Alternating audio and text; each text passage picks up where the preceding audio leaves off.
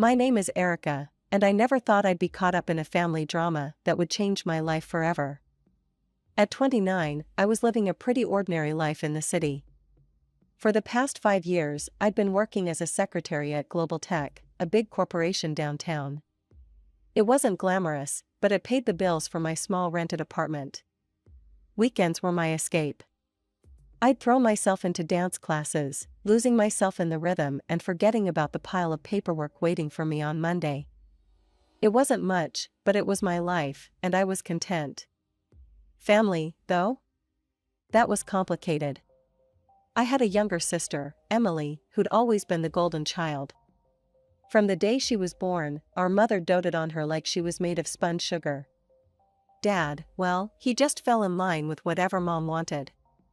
It was always Emily this and Emily that. I tried not to be bitter, but it was hard not to feel like a shadow in my own family. As years went by, the distance between us grew. Phone calls became less frequent, visits even more so. I'd see pictures on social media of family gatherings I wasn't invited to, Emily always front and center, beaming with our parents.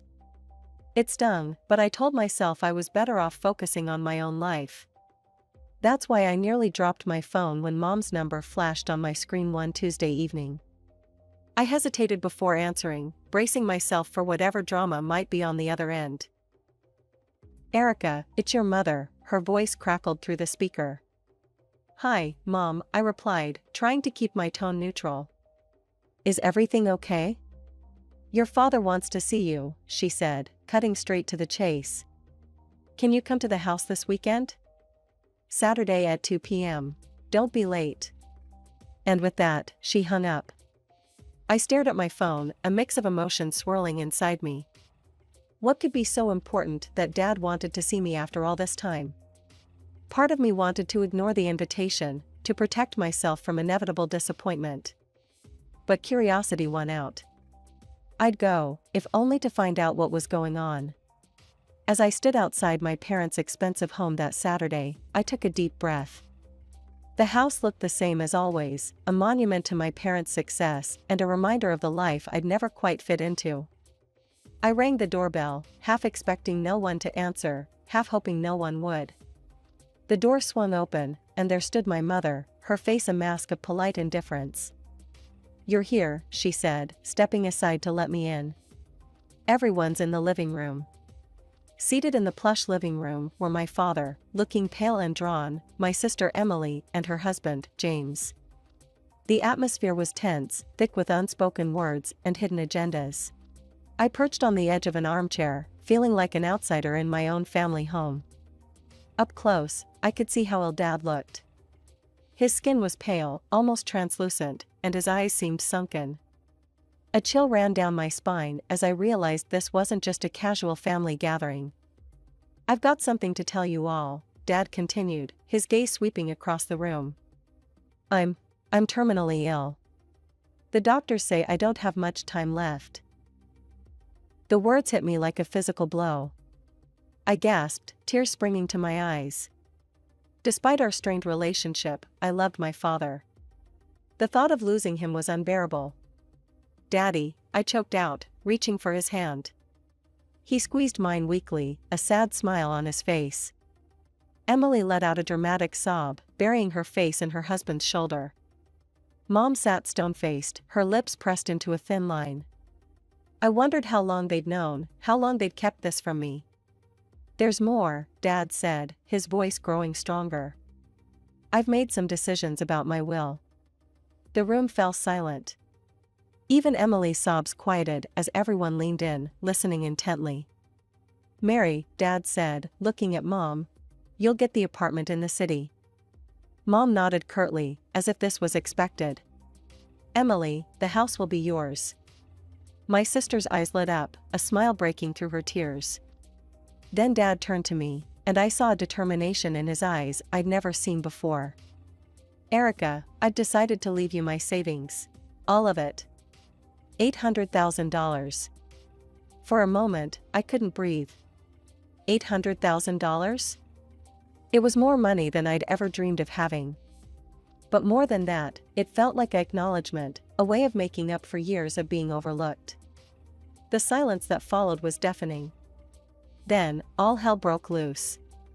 Emily jumped to her feet, her face contorted with rage. "Dad, that's not fair. Eric is barely even part of this family anymore." "She doesn't deserve it," Mom hissed, glaring at me as if I'd somehow orchestrated this. "John, you need to exclude her from the will. Now." I sat there, stunned, as my mother and sister railed against me. And then Dad slammed his fist on the coffee table, the sound echoing through the room. "Enough," he roared, his face flushed with anger. "This is my decision, and I won't change it." Turning to Mom, his eyes blazing, he continued, "I've been under your influence for far too long, Mary. I've neglected Erica because of you, and it ends now." The room fell silent once more. I stared at my father, seeing him in a new light. For the first time in my life, he was standing up for me. Dad turned to me then, his anger melting into sorrow. "Erica, can you ever forgive me? I've been a terrible father to you." Tears streaming down my face, I moved to him, wrapping my arms around his frail frame. "I forgive you, Dad," I whispered. "I love you." We held each other for a long moment, years of hurt and misunderstanding flowing away. When we finally separated, Dad looked exhausted. "I need to rest now," he said, slowly getting to his feet. "Erica, thank you for coming." As Dad left the room, the atmosphere shifted palpably. Mom stepped forward, her face a mask of barely contained fury. "Listen here, Erica. You need to do the right thing and give up your share of the inheritance." "No," I said, my voice stronger than I felt. "I won't give it up. Dad wants me to have it, and I'm respecting his wishes." Emily's face contorted with rage. She stepped closer, her finger jabbing at my chest. "You'll regret this, Erica. Mark my words." Over the next 2 weeks, my phone buzzed constantly with messages from Mom and Emily. Each one demanded I give up the inheritance, their tone growing increasingly hostile and threatening. I ignored them all, focusing on work and my dance classes, trying to find some semblance of normalcy. Then, on a gray Tuesday morning, I got the call I'd been dreading. Dad had passed away in his sleep. The funeral was a blur of black clothes and somber faces. Mom and Emily put on a show of grief, wailing dramatically and clutching each other. I noticed Emily wearing an obscenely expensive necklace and bracelet set, the diamonds catching the light as she dabbed at her dry eyes. After the service, we gathered at the house. I watched in disgust as Emily made a show of removing her jewelry, tucking it into her purse with exaggerated care. As the last of the guests trickled out, I gathered my things, eager to escape. That's when all hell broke loose. "My jewelry!" Emily shrieked, her hands flying to her face in mock horror. "It's gone. Someone's stolen it." Mom's eyes locked onto me, her gaze accusing. Well. Isn't it convenient that the only person who's been here all day is the one who stands to gain so much? I felt the blood drain from my face as I realized what was happening. They were setting me up. "You can't be serious," I sputtered. "I didn't take anything." Emily's husband stepped forward, his voice oozing false concern. "Then you won't mind showing us what's in your purse, right, Erica?" I clutched my bag tighter, my mind racing. I knew I was innocent, but something told me that wouldn't matter if I opened my purse. "No," I said firmly. "I don't have to prove anything to you." Emily's husband pulled out his phone. "Then you leave me no choice. I'm calling the police." As he dialed, I saw a triumphant smirk flash across Emily's face. In that moment, I realized just how far they were willing to go to get what they wanted. I stood frozen, my heart pounding, as 2 officers entered the house. Emily immediately launched into a tearful account of her stolen jewelry, painting herself as the grieving daughter, victimized on the day of her father's funeral. "Officers," Emily's husband said, his voice dripping with false concern, "we have reason to believe Erica may have taken the jewelry. She's refusing to show us the contents of her purse." The older of the 2 officers turned to me, his face impassive. Ma'am, would you mind opening your purse for us? I felt trapped, knowing that whatever happened next would not end well for me. With shaking hands, I opened my purse. The officer looked inside, and his expression hardened. Ma'am, I'm going to have to ask you to come with us, he said, reaching into my purse and pulling out Emily's necklace and bracelet. The world seemed to tilt on its axis. This isn't possible, I stammered. I didn't take these. I'm being set up. But my protests fell on deaf ears. Mom and Emily launched into a tirade, calling me a thief, a liar, hurling insults that cut deeper than any knife. As the officers led me out, I caught a glimpse of Emily's smug smile, hidden behind her hand as she pretended to sob. At the police station, I sat in a stark interrogation room, still in my funeral clothes, trying to make sense of what had happened. Hours passed, and then the door opened. To my surprise, it was my mother who walked in, not a police officer. She dismissed the officer standing guard, insisting on speaking to me alone. As soon as the door closed behind her, Mom's demeanor changed entirely.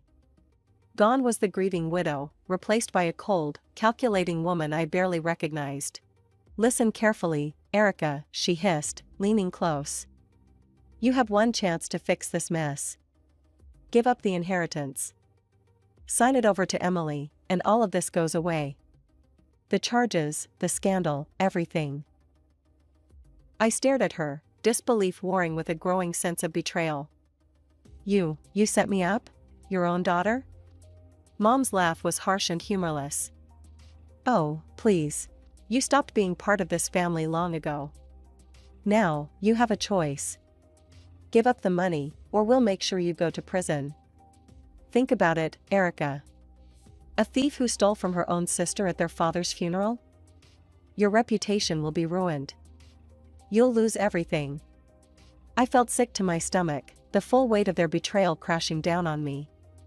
No, I said, my voice barely above a whisper. I won't do it. I didn't steal anything, and I won't let you blackmail me. Mom's eyes flashed with anger. You ungrateful little rat, she spat. I hope you enjoy prison. Everyone will know what you did, stealing from your own family. You'll be nothing but a criminal, a disgrace. With that, she turned on her heel and left, slamming the door behind her. I sat there, stunned, tears streaming down my face as the reality of my situation sank in. I was released on bail later that night, stumbling out of the police station into the cool night air. My phone buzzed, a message from my boss at Global Tech. My stomach dropped as I read it. Erica, I've heard some disturbing rumors. Until the situation is resolved, I think it's best you take some time off. Paid leave, of course. I believe in your innocence, but we need to protect the company's reputation. Take care. I leaned against the cold brick wall of the station, feeling my world crumbling around me. In the span of a day, I'd lost my father, been betrayed by my family, arrested, and now I was on the verge of losing my job. The next morning, I woke up with a renewed sense of purpose. With trembling fingers, I searched online for private investigators in the area. One name stood out, Jack Reeves, a former police detective turned PI with a reputation for solving complex cases. I made the call, my voice steadier than I expected as I explained my situation. Ms. Thompson, Jack said after I finished my story, this is a delicate situation. Family conspiracies are never easy to prove. But if what you're saying is true, we'll find evidence. It won't be cheap, though. I thought of the inheritance I was fighting for. Money's not an issue. I need to clear my name and expose what they've done. The next 3 weeks were a blur of clandestine meetings with Jack, anxious waiting, and sleepless nights. I threw myself into my dance classes on weekends, desperate for any distraction from the constant worry. My phone remained silent, no calls from work, no more threats from my family. The silence was almost worse than the conflict. Then, one rainy afternoon, my phone rang. It was Jack. Erica, he said, his voice grave. I've got news, but you're not going to like it. My heart sank. What is it, Jack? He sighed heavily. I've been following your mother and sister, trying to catch them discussing the inheritance or the theft. But they're careful, too careful. They never talk about it in public, and I can't legally bug their homes. I felt the last glimmer of hope fading. So that's it? There's nothing we can do? Not exactly, Jack replied, a note of hesitation in his voice. I did find something, but it's not related to your case. It's about your sister. I sat up straighter. What about her? She's having an affair, Erica. I have photographic evidence of her entering a hotel with a young man, definitely not her husband. I also managed to record some of their conversations. It's not flattering to her husband, to say the least. For a moment, I sat in stunned silence. Then, slowly, a plan began to form in my mind. Jack, I said, my voice low and determined, I need you to send me everything you have on this. And I mean everything. As soon as I hung up, I sprang into action. I spent the next hour poring over the photos and recordings Jack sent, my mind racing with possibilities. Finally, I made a decision. I selected the most damning photo, my sister entering the hotel with her young lover, and sent it to her husband's phone with a simple message. Interested in knowing what happened next? Meet me at Café Luna tomorrow at 2 p.m. The next day, I arrived at the cafe early, my nerves on edge. At exactly 2 p.m., Emily's husband walked in, his face a mask of barely contained fury and curiosity. What's this about, Erica? He demanded as he sat down across from me. I took a deep breath. I think you know, James. But what you've seen is just the tip of the iceberg. Over the next hour, I laid out everything I had. The photos, the recordings of Emily laughing about James's age, mocking his performance in bed, discussing her plans to leave him once she got her hands on the full inheritance. James sat in stunned silence, his face growing paler with each revelation. When I finished, he looked up at me, his eyes blazing with a mixture of pain and rage. What do you want? He asked, his voice hoarse. I leaned forward. I want justice, James. And I think you do too. Help me prove that they framed me, and we can both get what we deserve. A few days after my meeting with James, my phone buzzed with a message. It was from him, containing several audio files. My heart raced as I pressed play on the first one.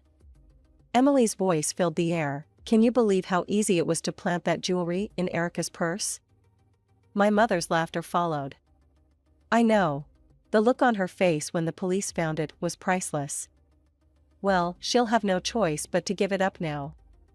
I listened to file after file, each one filled with their callous plotting and cruel laughter. A mix of vindication and disgust washed over me. Finally, I had the proof I needed. The day of the will reading arrived quickly. I entered the notary's office, my stomach in knots, but my resolve firm. Mom and Emily were already there, shooting me smug looks. James sat quietly in the corner, giving me an almost imperceptible nod. The notary, a thin man with wire-rimmed glasses, cleared his throat. Let's begin, he said, unfolding the document before him. He read through the will, detailing the distribution of assets, just as Dad had explained that day at the house. As he finished, I stood up. If I may, I said, my voice steadier than I felt, there's something I need to address before we conclude. Mom's eyes lit up, and she nodded approvingly. I'm glad you've finally come to your senses, Erica. I knew you'd make the right decision and give up the inheritance. Mom and Emily exchanged triumphant glances, their faces beaming with anticipation. But I was about to disappoint them. I'm afraid you've misunderstood, I said, pulling out my phone. I think you'll all want to hear this. I pressed play, and the room filled with their voices, gleefully discussing how they had framed me for theft. As the recording played, I watched the color drain from their faces. Emily let out a strangled gasp, while Mom sat rigid, her lips pressed into a thin line. When it ended, chaos erupted. You lying scum! Emily screeched, lunging towards me. How dare you! Mom hissed, her composure cracking. You ungrateful, scheming. I recorded those conversations, James suddenly spoke up, his voice cutting through the commotion. The room descended into madness. Emily was screaming at James, Mom was hurling insults at me, and I stood there, watching it all unfold. Silence. The notary's voice boomed, startling us all into quiet. This is a legal proceeding, not a circus. Everyone will calm down this instant, or I'll have you all removed. As the notary's words echoed through the room, a heavy silence fell. It was broken by James, who stood up abruptly, his face a mask of barely contained fury. Since we're airing dirty laundry, he said, his voice trembling with anger, I have something to add. He reached into his jacket and pulled out a photograph, slapping it down on the table in front of Emily. Emily's face drained of color as she stared at the image. It showed her entering a hotel with a man who was decidedly not her husband. I know everything, Emily, James spat. Your affair, your lies, all of it. I'm filing for divorce, and thanks to our prenup, you won't see a penny. You'll be paying me compensation for your infidelity. Emily's mouth opened and closed like a fish out of water, no words coming out. Mom looked between Emily and James, her expression a mix of shock and dawning horror as she realized their carefully constructed world was crumbling around them. Suddenly, the door to the notary's office swung open. 2 police officers walked in, their faces stern.